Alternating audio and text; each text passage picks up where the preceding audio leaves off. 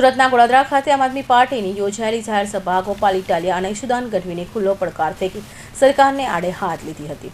સુરતના ગોળાદરા વિસ્તારમાં આમ આદમી પાર્ટી દ્વારા જાહેર સભાનું આયોજન કરવામાં આવ્યું હતું, જેમાં આમ આદમી પાર્ટીના પ્રદેશ પ્રમુખ ઈશુદાન ગઢવી, ચૈતર વસાવા, ગોપાલ ઇટાલિયા, સહ પ્રમુખ ધર્મેશ ભંડેરી તેમજ વિરોધ પક્ષના નેતા પાયલ સાકરિયા સહિતના નેતાઓ પહોંચ્યા હતા। આ સભામાં આપના ઈશુદાન ગઢવીએ સુરતમાં યોજાયેલા એક કાર્યક્રમમાં ખુલ્લેઆમ સરકારને આડે હાથ લીધી હતી અને ભારપૂર્વક કર્યું હતું કે ટાઈગર અભી જિંદા હૈ। કાર્યક્રમમાં હજારોની સંખ્યામાં ઉપસ્થિત લોકો સમક્ષ તેમને સુરત મહાનગરપાલિકાના 10,000 કરોડના બજેટ પર સવાલ ઉઠાવ્યા હતા અને પૂછ્યું હતું કે 10,000 કરોડનું બજેટ કોણ ખાય છે। ઈશુદાને સરકારની વિરુદ્ધ તીવ્ર ટીકા કરતા કહ્યું કે લોકોના પૈસા ખર્ચવાને બદલે કેટલાક લોકો તેને ગેરરીતિનો ઉપયોગમાં લઈ રહ્યા છે। આ કાર્યક્રમમાં મોટી સંખ્યામાં લોકો જોડાયા હતા અને ઈશુદાનના પડકારભર્યા નિવેદનોને ભારે પ્રશંસા મળી હતી। તેનાથી રાજકીય વાતાવરણ ચર્ચાઓમાં શરૂ થઈ ગઈ છે। અમને સર્ટિફિકેટ આપશો, અમને સર્ટિફિકેટ આપશો કે અમે કોણ છીએ? તમારે મારે કહેવાનું છે, કમલમો બન્યા છે ઈ કતલખાના ચલાવનારાઓના, પાર્ટી ચલાવનારાઓ ભાજપને પાર્ટી ફંડ આપ્યું છે અને એમાંથી કમલમ બનેલા છે। મિત્રો, તમારો પણ સગાવાળા કોઈ ભાજપમાં હોય તો હાથ જોડીને ના પાડી દેજો કે ઈ કમલમ ગાયોના લોહી ઉપર બનેલું છે, એના પર બેસાય નહીં સાહેબ। તમે અમારા બાળકો માટે શાળા ન બનાવો, તમારે અમારા બાળકો માટે હોસ્પિટલ ન બનાવો। આજે આપણે માં કાર્ડ ને પિતા કાર્ડ ને ભાઈ કાર્ડ ને ખબર નહીં કેટલા કાર્ડ હોય, હોસ્પિટલમાં જાય કાર્ડ કઢાવવા જાય ઈ પેલા તો ડેથ થઈ જાય। વાત સાચી છે કે નથી? મિત્રો, કહેવા માંગુ છું, તમારી આત્મા જાગી છે। આજે હું દૂર દૂર સુધી જોઈ રહ્યો છું, આટલી સંખ્યામાં લોકો ઉપસ્થિત છે। ત્યારે સી.આર. પાટીલ, માનનીય હર્ષ સંઘવીને કહેવા માંગુ છું, ડરવાની જરૂર નથી। રાજનીતિ હંમેશા ખેલદિલીથી કરવામાં આવે। તમારામાં તાકાત હતી, તમે રહીમાં, તમે સરકાર બનાવી અને અમારો વારો આવે તે ઈચી કરો છો ભાઈ। આ તો ઈચી કહેવાય। અમારો દાવ આવ્યો તક ના, હવે અમારે રમવું નથી। અરે બાપ, હવે દાવ આવ્યો હે અને ખેલદિલીથી રમો। તમે દુરુપયોગ કરો છો લોકોનું, નવયુવાનોને ભરમાવો છો। ઈ નવયુવાનોના સંતાનો માટે આજ ઈશુદાન ગઢવી, ગોપાલ ઇટાલિયા અને ચૈતર વસાવા જો છાતીએ ગોળી ખાવી પડે તો ખાવા તૈયાર છીએ મિત્રો, તમારા બાળકો માટે। આજે અમારા ખેડૂતો કેટલા બધા કાઠિયાવાડમાંથી પલાયન થઈ સુરત આવવું પડ્યું છે। સુરતમાં પણ મારા રત્ન કલાકાર ભાઈઓ બહેનોની હાલત એટલી કઠોળી થઈ ગઈ છે કે દીકરાની શિક્ષણ ફી ભરવા માટે નથી, અને છતાં પણ તમે યાર આટલું બધું લૂંટ કરવા છતાંય જ્યારે અમારો દાવ આવે તકના અમારે રમવું નથી, અમારે વિરોધ કરાવડાવો। આવી અચ્છી ન ચાલે ભાઈઓ, ખેલદિલીથી રમો। ગયા વખતે તમે સુરતની સીટોમાંથી એક પણ સીટ આમ આદમી પાર્ટીની આવવા નથી દીધી। આ જનતા ઉપર મને વિશ્વાસ છે, હવેથી આ જનતા આવનારી 2027માં ભાજપની એક પણ સીટ આવવાની દેશે સાહેબ। આ તમારા માટે તાળીઓ થઈ જાય। બીજી વાત મારે કરવી છે મિત્રો, આ લોકો ભ્રષ્ટાચારની ચરમસીમા પહોંચાડી દીધી છે। ઘણા મિત્રો, પોલીસ મિત્રો મને કહેતા હતા કે ઈશુદાનભાઈ એવા દબાણો કરે, ખોટા કેસ કરાવડાવે। અમે અહીંયાથી જ મેં કીધું, શ્રવણભાઈ કરીને એને ખોટા કેસમાં ફસાવવામાં આવ્યા। રાજુ કરપડા લડવા ગયા, પ્રવીણ રામ લડવા ગયા, એને જેલમાં ફસાવવામાં આવ્યા। અમને બધાને જેલમાં નાખી દીધા હતા। હું કહેવા માંગુ છું કે અમને જેલમાં નાખો છો, અમે સહન કરી લેશું, પણ 2027માં અમારો દાવ આવશે ને ત્યારે તમે નહીં કરી શકો।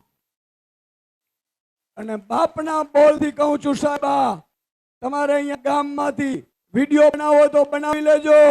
જે ભાજપ પડાય અત્યાચાર કર્યું છે મારા આમ આદમીના કાર્યકર્તા ઉપર, જે ભાજપ પડાય ખોટા કેસ કરાવડાવ્યા છે, જે ભાજપ પડાય આજ લોકો ઉપર અત્યાચાર કરી હેરાન પરેશાન કર્યા છે, એના જો વ્યાજ સાથે વસૂલાત ન કરીએ તો ફટ મારી જનતાને સાહેબ। આજની આ પરિવર્તન સભાની અંદર આપ સૌ જ્યારે અહીંયા મોટી સંખ્યાની અંદર ઉપસ્થિત થયા છો, ત્યારે એક વાત તો ચોક્કસ છે કે ગોળાદરાની અંદર પણ આવનારી ચૂંટણીમાં પરિવર્તન ખૂબ મોટા પાયે દેખાશે। આજે જ્યારે આપણે અહીંયા ભેગા થયા છીએ ત્યારે એક સંકલ્પ પણ લેવાનો છે અને સાથે સાથે આપણા વિસ્તારની જે પરિસ્થિતિ છે અને આ પરિસ્થિતિનું જે નિર્માણ થયું છે એ બાબતે પણ આપણે સૌએ વિચારવાની ખૂબ જરૂર છે. મારે માત્ર આજે ગોડાદરાની વાત નથી કરવી, પરંતુ આખા સુરત શહેરની જ્યારે વાત કરું ત્યારે આખા સુરત શહેરની અંદર કોઈ પણ જગ્યા પર તમે જાઓ, કોઈ એવી સોસાયટી નથી કે કોઈ એવો વિસ્તાર નથી કે જ્યાં કોઈ વ્યક્તિ એવું કહી શકે કે અમને અહીંયા સુરક્ષાનો અનુભવ થાય છે. આજે સૌથી મોટી સમસ્યા હોય તો એ સુરક્ષાનો અભાવ, સલામતીનો અભાવ. કારણ કે 2 થી 3 સોસાયટી મૂકો એટલે 5મી સોસાયટીએ તમને એક દારૂનો અડ્ડો જોવા મળશે. આજે આ ગુજરાતની અંદર દારૂબંધી છે, પણ માત્ર ને માત્ર કાગળ પર અને નિયમો છે. હકીકતમાં ઠેર ઠેર જગ્યાઓ પર દારૂ વેચાય છે. હજી તો આપણે સૌ ભેગા મળીને દારૂ છોડાવવાની ને દારૂ બંધ કરવાની ઝુંબેશ ચલાવતા હોઈએ છીએ. આપણા સાધુ સંતો આ દારૂબંધી કેમ થાય એના માટેના પ્રવચનો આપતા હોય છે. હજી તો આપણે દારૂનું દૂષણ દૂર નથી કરી શક્યા, ત્યાં અત્યારે ડ્રગ્સનું દૂષણ ખૂબ મોટા પાયે આવી ગયું છે. આ ખરેખર ખૂબ મોટો ચિંતાનો વિષય છે. કારણ કે આપણે સૌ ગામડેથી અહીંયા સુરત શહેરમાં આવીને વસ્યા, કારણ કે આપણે આપણા ઘર પરિવારને કંઈક અલગ દિશામાં લઈ જવું છે. આપણા ઘરના પરિવારના સભ્યોને કંઈક સારું ભવિષ્ય બનાવવું છે. સારા ભવિષ્યના સપના જોતા જોતા આપણે સૌ અહીંયા સુરતમાં આવ્યા. સુરત આમ જોવા જઈએ તો આપણા માટે ખૂબ આપણી કર્મભૂમિ, અને આ કર્મભૂમિ એટલે કે ટેક્સટાઇલ હબ, ડાયમંડ ઉદ્યોગનું હબ, જે આખા દેશ વિદેશની અંદર આપણે સુરત કહેવાય કે પ્રખ્યાત છે.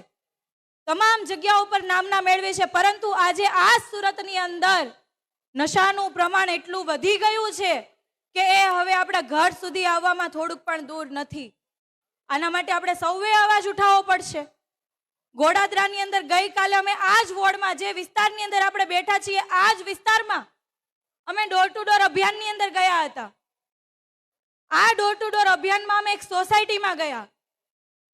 એ સોસાયટીમાં સુરત મહાનગરપાલિકાનો ખુલ્લો પ્લોટ પડેલો હતો, અને આ જ ખુલ્લા પ્લોટમાં 15 થી 20 લોકો બેઠેલા હતા. અમે જોયું કે ભાઈ આમાં કોણ બેઠું છે, તો ખબર પડી કે ત્યાં દારૂ કોઈ વ્યક્તિ આપી રહ્યો છે ને 5-6 જણા પી રહ્યા છે.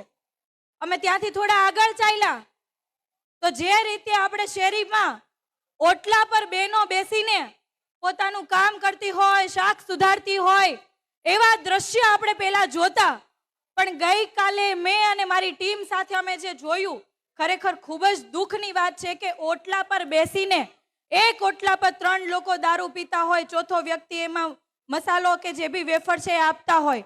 એક પછી એક ઓટલા પર તમે જુઓ તો તમામ જગ્યાઓ પર દારૂના પેક બનાવતા લોકો બેઠેલા હતા.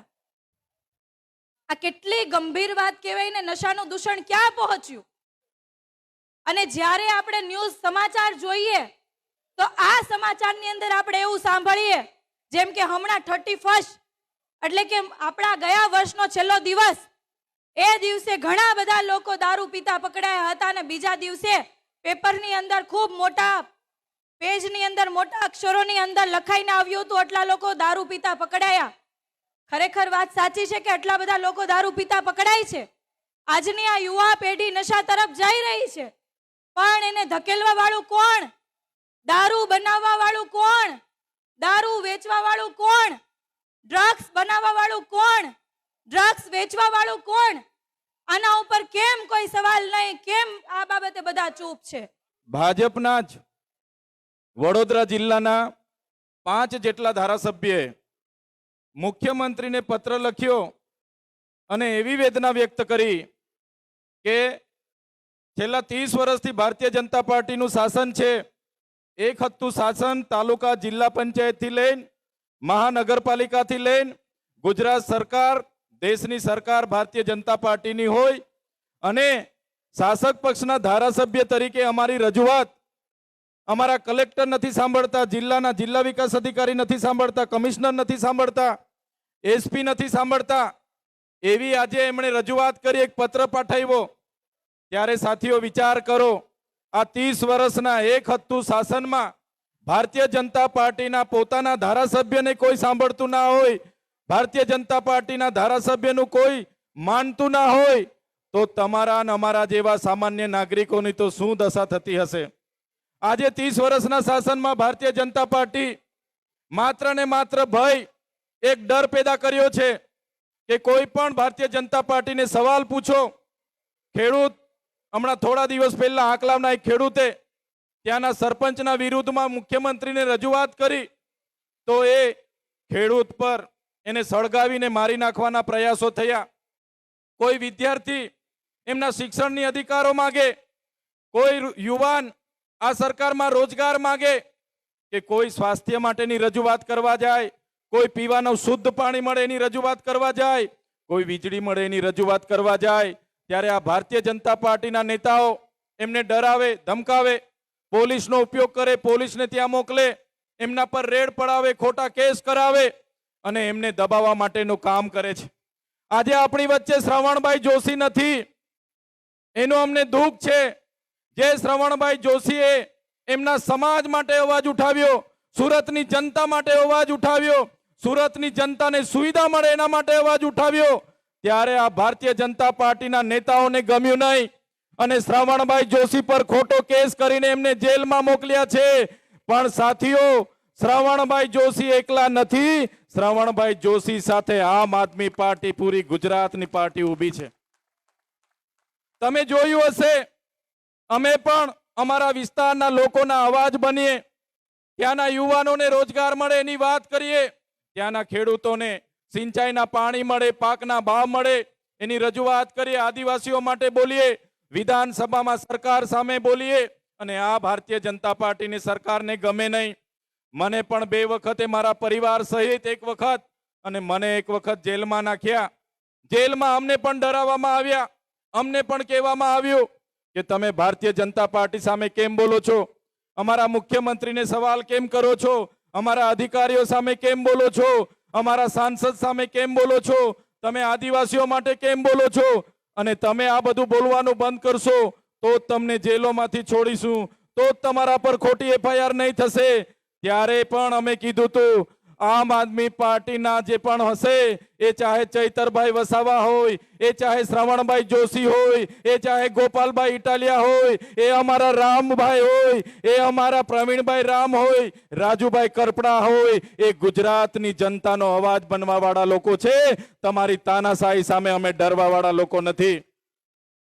અમે તમારી તાનાશાહી સામે લડીશું. 30 વર્ષના શાસન દરમિયાન તમે માત્ર ને માત્ર સામાન્ય જનતાને હેરાન કરી છે, પરેશાન કરી છે, પોલીસનો ઉપયોગ કરીને ડરાવવા અને ધમકાવવાનું કામ કર્યું છે.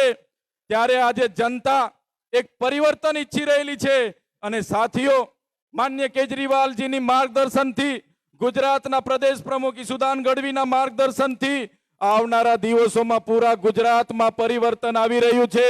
અને પૂરા ગુજરાતમાં આવનારી તાલુકા જિલ્લા પંચાયતો હશે, આવનારી મહાનગરપાલિકાઓ હશે, કે આવનારા 2027ની વિધાનસભાની ચૂંટણી હશે, આમ આદમી પાર્ટી પૂરા ગુજરાતમાં પૂરી મજબૂતાઈથી લડવાની છે અને પૂરા ગુજરાતમાં જીતવાની છે.